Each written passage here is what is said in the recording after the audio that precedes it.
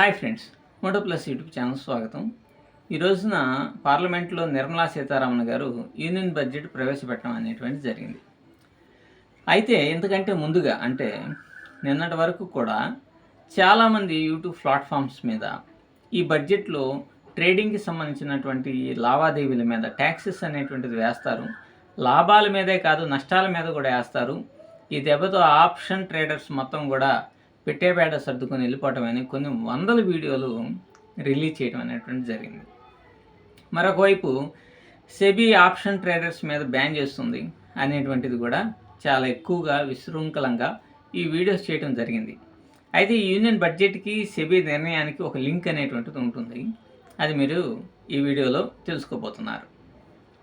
ఇప్పుడు స్టాక్ మార్కెట్లో ఈ ట్యాక్సెస్ అనేటువంటి వాటి మీద ఏ యూనియన్ మినిస్ట్రీస్ అయినా సరే, లేకపోతే స్టేట్ గవర్నమెంట్స్ అయినా సరే, ఏవైనా సరే ఒక ట్యాక్స్ అనేటువంటిది వేసేటప్పుడు దాని ద్వారా వచ్చేటువంటి ఒక ట్యాక్స్ని ఇంపోజ్ చేసేటప్పుడు దాని ద్వారా బెనిఫిట్ ఏమొస్తుంది అంటే మెరిట్స్ అండ్ డిమెరిట్స్ని క్యాలిక్యులేట్ చేసుకొని మాత్రమే ట్యాక్సెస్ అనేటువంటిది ఇంపోజ్ చేస్తారు. ఇప్పుడు మీరు ఏదైనా సరే మీరు మీ ఇంట్లో కానీ మీ ఆఫీస్లో కానీ ఎవరైనా సరే ఒక వర్కరు చాలా ఎక్కువగా అందరికంటే బాగా ఎక్కువగా కష్టపడుతున్నాడు అనుకోండి. అటువంటి వ్యక్తి ఏదైనా సరే ఒక రోజు లేటుగా ఆఫీస్కి వచ్చారనుకోండి, మీరు అతనికి ఎక్స్క్యూజ్ అనేటువంటిది ఇస్తుంటారు, పెద్దగా పట్టించుకోరు. ఒకవేళ అతనే కనుక మీ పొలాల్లో విపరీతంగా పనిచేసేటువంటి వాడికి ఏదన్నా ఒక రోజు 2 రోజుల్లో ఆరోగ్యం బాగాలేదనుకోండి, ఆ యజమాని అతనికి అసిస్టెన్స్ ఇస్తాడు, కొంత డబ్బుల్ని ఇచ్చి జాగ్రత్తగా చూపించుకోమనో ఏదో ఒకటి చెప్తాడు. కానీ ఒక ఆఫీస్కి ఇర్రెగ్యులర్గా వస్తూ ఒక పనికి తలనొప్పిగా మారినటువంటి వ్యక్తికి రిస్ట్రిక్షన్స్ చాలా ఎక్కువగా ఉంటాయి. ఈ రిస్ట్రిక్షన్స్ ఎక్కువగా ఉండటం వలన వాడు ఆ ఆఫీస్ నుంచి మానుకునేటువంటి అవకాశాలను కల్పిస్తారనమాట. సేమ్ ఇదే సూత్రం ఇక్కడ నిర్మలా సీతారామన్ గారు కూడా ఫాలో అవుతుంటారు. ట్యాక్సెస్ వేయటానికి కూడా ఇదే మెథడ్ని ఫాలో అవుతూ ఉంటారు. ఫర్ ఎగ్జాంపుల్గా మీరు ట్రేడింగ్ చేయటం ద్వారా మనం ఏమనుకుంటాము, గవర్నమెంట్కి మన ద్వారా ఎస్టీటీ ఛార్జెస్, బ్యాంక్ డ్యూటీ, మరొక ఛార్జెస్ ఇవన్నీ కూడా జరుగుతూ ఉంటాయన్నమాట. సో అంటే వేస్తూ ఉంటారు. సో కాబట్టి ఇటువంటి ఛార్జెస్ కేవలం వీటి ద్వారానే వేస్తే, అంటే వీటి ద్వారానే గవర్నమెంట్ కనుక ఆ ట్యాక్సెస్ని కనుక తీసుకుంటే అప్పుడు ఏమవుతుంది, వీళ్ళకి వచ్చేటువంటి అంటే గవర్నమెంట్కి వచ్చేటువంటి పన్నుల రూపంలో వచ్చే ఆదాయం లిమిటెడ్గానే ఉంటుంది. కానీ మన ట్రేడింగ్ చేయటం ద్వారా బ్రోకరేజ్ సంస్థలకి చాలా ఎక్కువగా పెద్ద మొత్తంలో మనీ అనేటువంటిది వస్తుంది. మనీ అనేటువంటిది రావడం ద్వారా ఏమవుతుంది, వాళ్ళు గవర్నమెంట్కి ట్యాక్సెస్ని పే చేస్తారు. వాళ్ళు గవర్నమెంట్ కార్పొరేట్ సెక్టార్స్ ఒక్కోసారి 40% కూడా పే చేయడం అనేటువంటిది జరుగుతుంది. కాబట్టి మీరు ఇక్కడ ట్రేడింగ్ చేస్తున్న కార్పొరేట్ సెక్టార్స్ ద్వారా ఎక్కువగా మనీ అనేటువంటిది గవర్నమెంట్కి వెళ్తుంది. అది చాలా పెద్ద ఆదాయమే కదా. అలాగే మీరు ట్రేడింగ్ చేస్తున్నారు అని అంటే మీరు అనేకమైన కంపెనీస్ని బేస్ చేసుకొని, అంటే కొంతమంది సలహాలు ఇచ్చేటువంటి వాళ్ళు ఉంటారు, సెబీ రిజిస్టర్డ్ కంపెనీస్ ఉంటాయి, మీ పోర్ట్ఫోలియోని మెయింటైన్ చేసేటువంటి కంపెనీస్ ఉంటాయి. ఇట్లాంటి రకరకాలైనటువంటి కంపెనీస్ ద్వారా మీరేమవుతుంది, మార్కెట్కి అంటే గవర్నమెంట్కి చాలా ఎక్కువగా ట్యాక్సెస్ అనేటువంటిది ఇండైరెక్ట్గా మీకు వెళ్ళిపోతుంది కదా. అంటే ఆ కంపెనీస్ గవర్నమెంట్కి ట్యాక్సెస్ని పే చేస్తాయి కదా, దానివల్ల గవర్నమెంట్కి ఆదాయం వస్తుంది.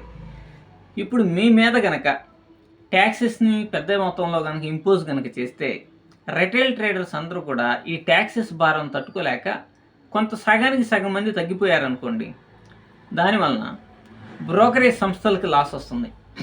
బ్రోకరేజ్ సంస్థల ద్వారా వచ్చేటువంటి ట్యాక్సుల రూపంలో గవర్నమెంట్కి వచ్చే ఆదాయం తగ్గిపోతుంది. అలాగే మీ పోర్ట్ఫోలియోస్ని మెయింటైన్ చేసేటువంటి కొన్ని ఎమినెంట్ కంపెనీస్ ఉంటాయి, మార్కెట్స్, మోజో, రకరకాలైనటువంటి కంపెనీస్ ఉంటాయి. అవి ఎక్కువగా ట్యాక్సెస్ అనేటువంటి వాటికి లాభాలు తగ్గిపోతాయి కాబట్టి ట్యాక్సెస్ వాళ్ళకి తక్కువగా వెళ్తాయి. అలాగే ఫారిన్ ఇన్స్టిట్యూషన్స్ కానీ డేఐలు కానీ వీళ్ళు ఇన్వెస్ట్ చేసే, అంటే వీళ్ళు ట్రేడింగ్కి తక్కువ మొత్తంలో ట్రేడింగ్ తగ్గించేస్తారు. దాని ద్వారా వాళ్ళకి ట్యాక్సెస్ అనేటువంటిది పోకుండా ఉంటాయి. సో ఇన్ని కారణాల వలన ఓవరాల్గా ఏమవుతుంది, గవర్నమెంట్కి చాలా పెద్ద బొక్క పడేటువంటి అవకాశం ఉంటుంది. కాబట్టి ఇటువంటి విషయాల్ని ఎవడు ఎంత నష్టపోతున్నా, ఎవడు ఎంత దారిద్ర రేఖని అనుభవిస్తూ స్టాక్ మార్కెట్లోకి ఎంటర్ అవుతున్నా వాడిని ఆపేటువంటి ప్రయత్నం గవర్నమెంట్ అనేటువంటిది చేయదు. ఎందుకంటే రైట్స్ అనేటువంటి అందరికీ ఈక్వల్గానే ఉంటాయి, ఆపర్చునిటీస్ అనేటువంటి అందరికీ ఈక్వల్గానే ఉంటాయి.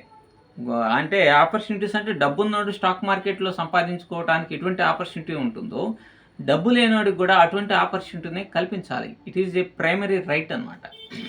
సో దట్ గవర్నమెంట్కి ఆదాయం వచ్చేటువంటి దాన్ని అనవసరంగా గీక్కునేటువంటి ప్రయత్నం చేస్తుందా? ఎప్పటికీ చేయదు. నేను గతంలో వీడియోలో కూడా ఇదే చెప్పాను అనమాట.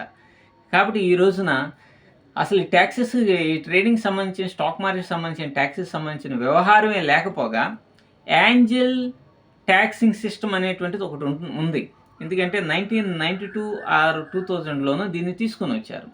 దానివల్ల ఏమవుతుందంటే ఫారిన్ నుంచి ఇన్వెస్ట్మెంట్ చేసేటువంటి వాళ్ళ మీద ట్యాక్స్ అనేటువంటిది ఈ రేంజ్లో, అంటే ఒక రేంజ్ని దాటి వెళ్ళిన తర్వాత ఈ రేంజ్లో ట్యాక్సెస్ అనేటువంటిది పే చేయాలి అనేటువంటిది ఒక నిబంధన అనేటువంటిది ఉంది.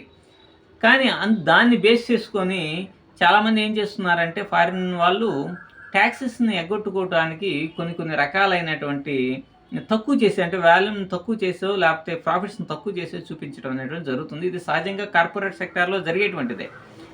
సో దాన్ని ఇప్పుడు అసలు తీసిపారేశారు. దీనివల్ల ఏమవుతుంది, ఎఫ్ఐఐలు, డిఐఐలు పెద్ద మొత్తంలో ఇంకా ఇన్వెస్ట్ చేసేటువంటి అవకాశాన్ని కల్పించారనమాట ఇండైరెక్ట్గా. అలాగే సేమ్ టు సేమ్ సెబీ కూడా ఈ విధంగానే చేస్తుంది. సెబీ ఒక కమిటీని వేసింది. సెబీ గతంలోనూ చాలా నిర్ణయాలు అనేటువంటి తీసుకుంది, కానీ వాటిలో ఒక 5% మాత్రమే ఇంప్లిమెంటేషన్ అనేటువంటి చేస్తుంది అనమాట. సెబీ ఒక కమిటీ వేసింది. ఆ కమిటీని కాకుండా రెండవ కమిటీని కూడా వేసింది. ఫస్ట్ కమిటీ రిపోర్ట్స్ ఇచ్చింది, రెండో కమిటీ వేసింది, రెండో కమిటీ కూడా రిపోర్ట్స్ ఇచ్చింది. దీని మీద మేధోమథనం జరగాలి అని చెప్పేసి వాటిని వివిధ సంస్థలకి వాటి మీద డిబేట్ చేసేసేసి డ్రాబ్యాక్స్ని తీసుకుని ఇవ్వమని మరొకసారి దాన్ని ప్రొలాంగ్ చేసింది. సో ఇప్పుడు సెబీ కనుక ఆప్షన్ ట్రేడ్ మీద రిస్ట్రిక్షన్స్ విపరీతంగా తీసుకుని వస్తే, ఏ విధంగా అయితే ఇందాక చెప్పుకున్నట్టుగా ఒక ఇర్రెగ్యులర్ ఎంప్లాయీ మీద కనుక రిస్ట్రిక్షన్స్ తీసుకుని వస్తే ఇక్కడి నుంచి ఇంకో దానికి వెళ్ళిపోతాడు, అలాగే మనం కూడా ఇర్రెగ్యులరే, ట్రేడర్ కూడా ఇర్రెగ్యులర్గా, ఇంట్రాడే ట్రేడర్ కూడా ఇర్రెగ్యులర్గా చేస్తున్నట్టే లెక్క. సో వీడు ట్రేడ్ చేయడానికి అవకాశాలు లేకుండా కనుక చేస్తే వీడు ఇంకొక దానికి మరలిపోయేటువంటి అవకాశం ఉంటుంది. అంటే బెట్టింగ్లను, ఇంకోటను గ్యాంబ్లింగ్ ఇట్లాంటి వాటిని నమ్ముకొని ఇంకా ఎక్కువ మొత్తంలో పోగొట్టుకునేటువంటి అవకాశం ఉంటుంది. దీనివల్ల ఏమవుతుంది, ఈ ట్రేడ్ చేసేటువంటి వాడు నష్టపోవడమే కాకుండా, అంటే మరొక గ్యాంబ్లింగ్ సిస్టమ్స్కి వెళ్ళి స్టాక్ ఎక్స్చేంజెస్కి అలాగే గవర్నమెంట్కి ఆదాయం అనేటువంటిది పూర్తిగా తగ్గిపోతుంది.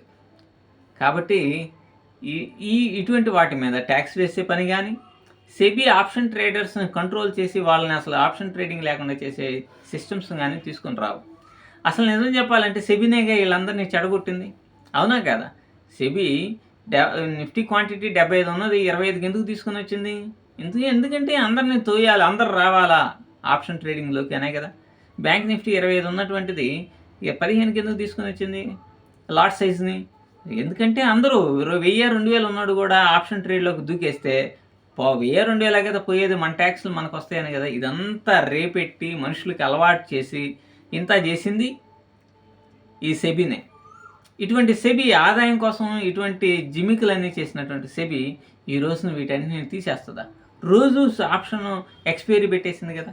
ఎక్స్పైరీస్ ప్రతిరోజు ఉండేటట్టుగా చేసి ఆ లాట్ సైజును తగ్గించి అందరినీ ఫొలమని ఈక్విటీనో ఏదో ఒకటి సింపుల్గా చేసుకునేటువంటి వాళ్ళందరినీ కూడా ఇటువైపు వచ్చి పడేటట్టుగా చేసినటువంటి సెబీ ఇప్పుడు వీటన్నింటినీ అంటే తీసేసేటట్టుగా చేస్తుందా? Highly impossible. అయితే నా రిక్వెస్ట్ ఏంటంటే రోజు ఎక్స్పైరీ లేకుండా 1 డే ఎక్స్పైరీ, ఇది ఒక సిస్టమ్ని తీసుకొని వస్తే చాలు. రెగ్యులారిటీ అనేటువంటిది ట్రేడర్స్లో వస్తుంది. ఒక లెవెల్లో ట్రేడ్ చేయడానికి అవకాశం కల్పించిన వాళ్ళు అవుతారు. Thank you.